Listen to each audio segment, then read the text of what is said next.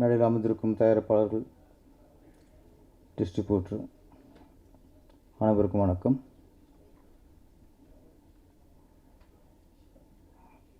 நடிகர் சூர்யா சார்பாக வந்திருக்கும் ரசிமன்றத்தை சேர்ந்த ஆரியராஜா அவர்களுக்கும், தளபதி விஜய் சார்பாக வந்திருக்கும் விஜய் ரசிமன்றத்தை சார்ந்த ஈசிஆர் சரவணன் அவர்களுக்கும், நடிகர் ரமேஷ் கண்ணா சார்பாக வந்திருக்கும் ரமேஷ் கண்ணா அவர்களுக்கும், நம்ம சார்பாக யாரும் வரமாட்டாங்க, நம்ம தான் வரணும். ஆனால் ரமேஷ் கண்ணா சாரை பற்றி நிறைய ரகசியங்கள் பற்றி எனக்கு தெரியுது. நடிக்க போன இடத்துல நடிக்காமல் மற்றவெல்லாம் பார்த்துருக்காரு. சூர்யாவோட லவ்வுக்கு ஹெல்ப் பண்ணியிருக்காரு. அதாவது என்ன மச்சான், தெய்வ மாமான்னு கூப்பிடணும், தெய்வ மச்சான். ஓ அப்படி. சூர்யா சாரோட காதலுக்கு பக்கவளமாக இருந்திருக்கிறாரு. அஜித் என்ன பண்ணார் உங்களுக்கு? அவருக்கு எகேஸ்ட் வந்திருக்கீங்க, அந்த லவ் கட் பண்ண பார்த்துருக்கீங்க. நல்ல சரண் சார் வந்து காப்பாற்றிட்டார். அதனால சூர்யா சார் உங்களுக்கு ஃப்ரெண்ட்ஸ்னு தூக்கி கூட போட்டுக்க நினைக்கிறேன். சூர்யா சார் விஜய் சார் நடித்த படம் ஃபஸ்ட்டு நேருக்கு நேர். ஆனால் அதில் ஃபுல்லாக எதிர்முகமாக இருப்பாங்க. கடைசி வரைக்கும் ரெண்டு பேருக்கும் மோதல் தான், எளிமையாகவே இருப்பாங்க. ஃப்ரெண்ட்ஸில் நல்ல ஒரு நண்பர்கள், இணைவரியாக நண்பர்கள். ஃப்ரெண்ட்ஸ் வந்து நீங்கள் சொன்னீங்க ஸ்கூல் படிக்கும்போது பார்த்தேன்ட்டு. நான் காலேஜ் படிக்கும்போது பார்த்தேன். எதுக்கு சொன்னால், நான் காலேஜ் படித்தேன்னு தெரியணும்ல, அதுக்காக. நம்ம படித்தாலும் ஒத்துக்க மாட்டாங்க, இந்த மாதிரி நேரத்தில் பதிவு பண்ணிக்கிட்டோம். காலேஜ் ஒரு ஃபஸ்ட் இயர் தான், அப்போ விரட்டி விட்டாங்க.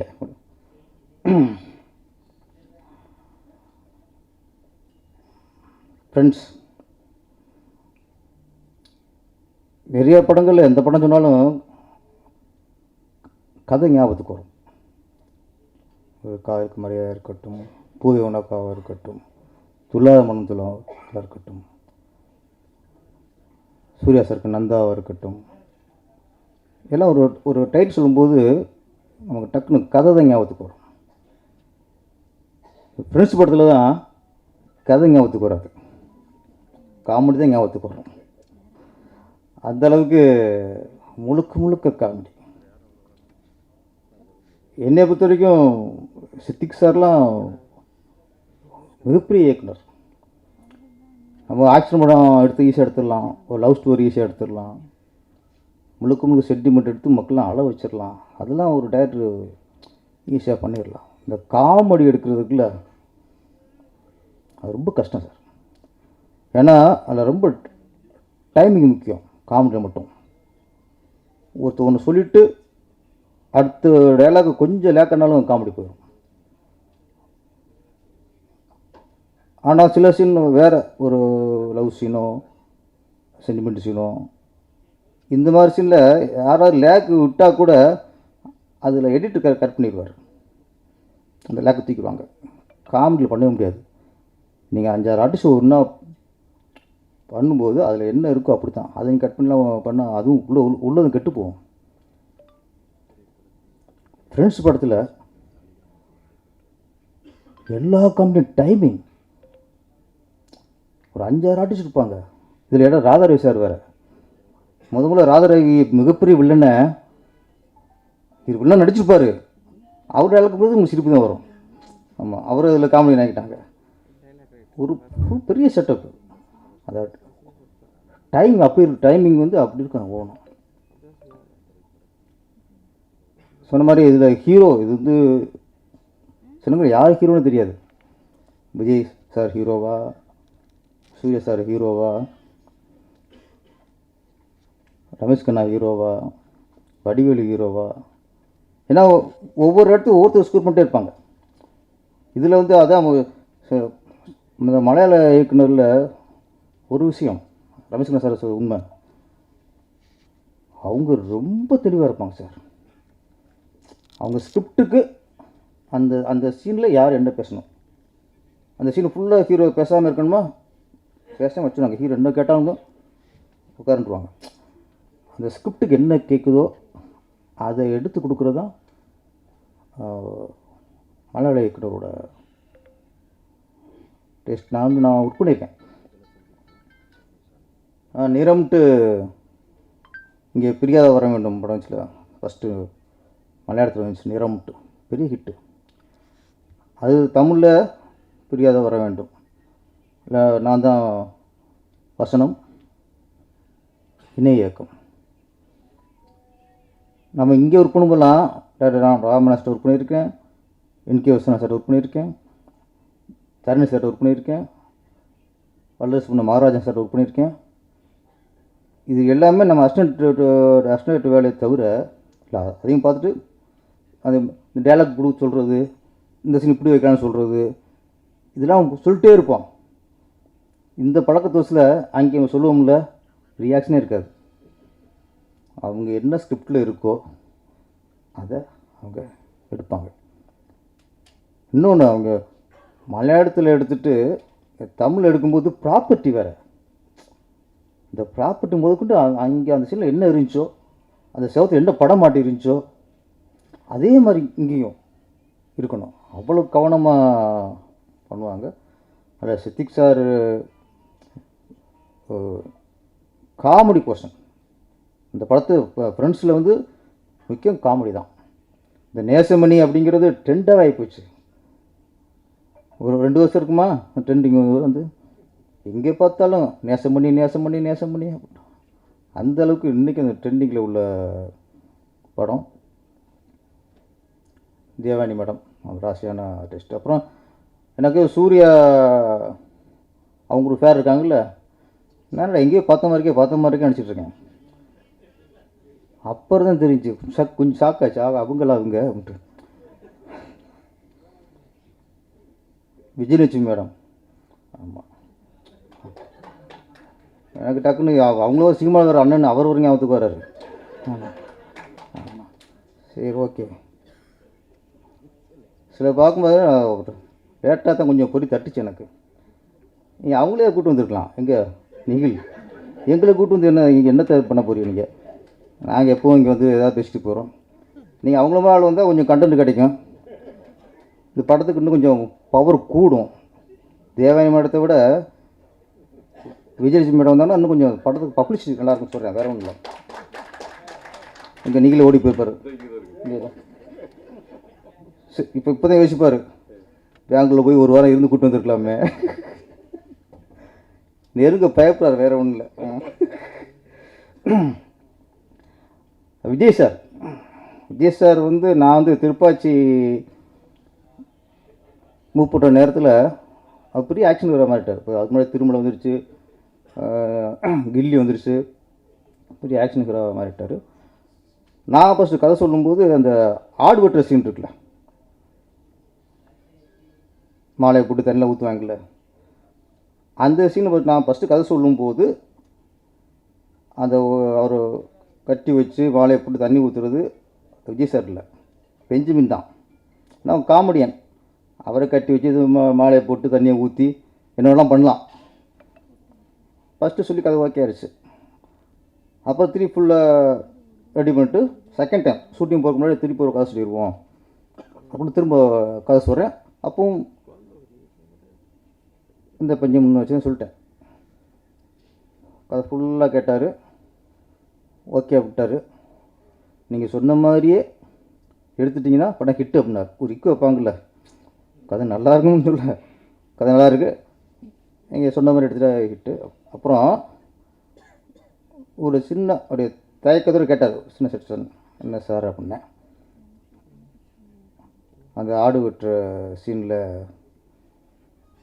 பெஞ்சமின் 30 அப்போ பெஞ்சமின் காமெடி 30 அதை நானே பண்ணிடலாமா அப்படின்னாரு. எனக்கு ஃபஸ்ட்டு ஒரு இது இருந்துச்சு, பெரிய ஆக்ஷன் ஹீரோ காமெடி ஒன்றும்போது மக்கள் ரசிப்பாங்க. சரி இவர் பெரிய இப்போ ஆக்ஷன் ஹீரோவாக இருக்கார், மாஸாக இருக்கார், இப்போ போய் கழுத்துல மாலையை போட்டு தண்ணியை ஊற்றி 6 ரூபா விட்டுருது, அவர் ஒத்துக்குவாரா ஃபஸ்ட்டு அப்படிங்கிற தயக்கத்தில் பண்ணியிருந்தேன். இது கேட்டவங்க எனக்கும் ஹாப்பியாக போச்சு. ஓகே சார், இங்கே நல்லா இருக்கும் சார் அப்படின்ட்டு திருப்பி அது மட்டும்தான். அப்புறம் பெஞ்சமனை பின்னாடி நிற்க வச்சுட்டு இவரை கட்டி வச்சு மஞ்சத்தெல்லாம் ஊற்றணும். ஆத்தா சம்மதம் சொல்லுதாத்தா அப்படின்னு. அதனால் ஒரு ஒர்க் அவுட் ஆச்சு. ஏன்னா ஒரு விஜய் சார் நம்ம இன்றைக்கி பெரிய ஒரு கமர்ஷியல் ஹீரோவாக பார்க்குறோம். ஆனால் அவருக்குள்ளே நிறைய காமெடி சென்ஸ் ரொம்ப ஜாஸ்தி ஆகிட்டு. அது என்னோடய திருப்பாச்சியம் இருக்கட்டும், சிவகாசியாக இருக்கட்டும், ஃபஸ்ட் ஹாஃப் ஃபுல்லாக ஹியூமராக தான் கொண்டு போயிருப்போம். செகண்ட் ஹாஃப் தான் ஆக்ஷன்லாம் சென்டிமெண்ட்லாம் இருக்கும். அப்படி விஜய் சார் வந்து ரொம்ப காமெடியில் பண்ணக்கூடியவர். அதே மாதிரி சூர்யா சார் ஒரு ஹீரோவுக்குள்ளே அந்த காமெடி சென்ஸு இருந்தாலே அவங்க எப்போ நிரந்தர ஹீரோ ஆயிடுவாங்க, லாங் டைம் ட்ராவல் ஆக முடியும். சும்மா முறைச்சிக்கிட்டு சும்மா அடிச்சுக்கிட்டு லவ் பண்ணிட்டு மட்டும் இருந்தால் அது ஒரு சீசன் அப்படியே முடிச்சு போகும். சூர்யா சார் எங்கன்னா பிதாமகன் கலைக்கிருப்பார். அந்த சுறுசுறுப்பு, அந்த அந்த டைலாக் டெலிவரி, அந்த சாங்கில் சிவனனோட அந்த டான்ஸு, அப்போ சூர்யா சாருக்குள்ளே இவ்வளோ ஒரு ஹியூமர் இருக்கா, நகைச்சுவாக பண்ண முடியுமாங்கிற இது பிதாமகனில் அவர் நிரூபிச்சிட்டார். அதே மாதிரி முன்னாடி ரஜினி சார் பில்லா காலி ஜானி விரைச்சிட்டே இருப்பார். அது தில்லு முன்னு படம் பார்த்திங்க சார், அதில் ஃபஸ்ட்டு நகைச்சுவை பண்ணார். அப்புறம் தம்பிக்கு இந்த ஊர், இந்த பாம்பு சீன், இதெல்லாம் பண்ணதுக்கப்புறம் ஒரு ஃபேமிலிக்கு எல்லோரும் பிடிச்ச ஹீரோவாக மாறிடுவாங்க. தான் ஒரு கதாநாயகன் காதல் சென்டிமெண்ட் சண்டையோடு அந்த அவளுக்கு ஹியூமர் பண்ணுற ஒரு இருந்துச்சுன்னா ஃபேமிலிக்கு பிடிச்ச ஒரு ஹீரோவாக மாறிடுவாங்க. கமல்ஹாசன் சொல்லவே தேவையில்லை, அவர் எல்லாத்துலேயும் பின்னி படம் எடுப்பார். அது மாதிரி இந்த ஃப்ரெண்ட்ஸ் படம் வடிவேல் மட்டும் இல்லை, ரமேஷ் கண்ணாவும் ஈக்குவல் காமெடி பண்ணவர். ஆமாம், இவர் கணேஷ் பாபு சொன்னார்ல, தேவனிக்கு நான் தான் தாலி கட்டணுன்ட்டு. அந்த உங்கள் படையப்போல காமெடி இருக்கும். ஆமாம், ரஜினி சொல்லுவார் மாப்பிள்ளை யார் அப்படின்னா, அவர் தான் மாப்பிள்ளை, போட்டுக்க சட்டை ஏன் சட்டை பாருல. அது மாதிரி தேவனுக்கு மாப்பிள்ளை விஜய் தான் தாலி கட்டணும் நான்ட்டார் கணேஷ் பாபு. ஆமாம், ராஜகுமார்னு கொஞ்சம் இது போட்டு வைக்கணும், ரொம்ப முக்கியமான கேப்பாக இருப்பார் அவர். ஓகே, கணேஷ் பாபுக்கு பிறந்தநாள் வாழ்த்துக்கள். வர கோவா ஃபெஸ்டிவலில் அவர் கூட குறும்படம் இடம்பெறுது, அது வாழ்த்துக்கள். ஃப்ரெண்ட்ஸ் ரீரிலீஸ் இப்போ வந்து உங்களுக்கு படங்கள் ரிலீஸ் பண்ணுறதே பெரிய விஷயமா இருக்குது. புது படம் ரிலீஸ் பண்ணுறதே பெரிய சவாலாக இருக்குது. இப்போ ரீரிலீஸ்க்கு அப்படிங்கும்போது அது பெரிய விஷயம். அது எங்கேனா இப்போலாம் ஒரு படம் ரீரிலீஸ் பண்ணுறதுன்னா அதுக்கான ஒர்த்து இருக்கணும். அதுக்கான ஒர்த்து இருக்க படத்தை தான் ரிலீஸ் பண்ண முடியும். அதுக்கான ஒர்த்து ஃப்ரெண்ட்ஸ் படம் கண்டிப்பாக அந்த ஒர்த்து இருக்குது. இன்னொன்று, இப்போ உள்ள காலகட்டத்துக்கு சார் சொன்ன மாதிரி, ரமேஷ்குமார் சார் சொன்ன மாதிரி வன்முறை துப்பாக்கி சவுண்டாக இருக்குது. இப்போ ஒரு ரிலீஃபாக படம் மக்களுக்கு தேவைப்படுது. இது வேறு, ரெண்டு செய்திகள் வேறு, அங்கே குண்டு வெடிச்சிட்டாங்க, 14 பேர் இறந்துட்டாங்க.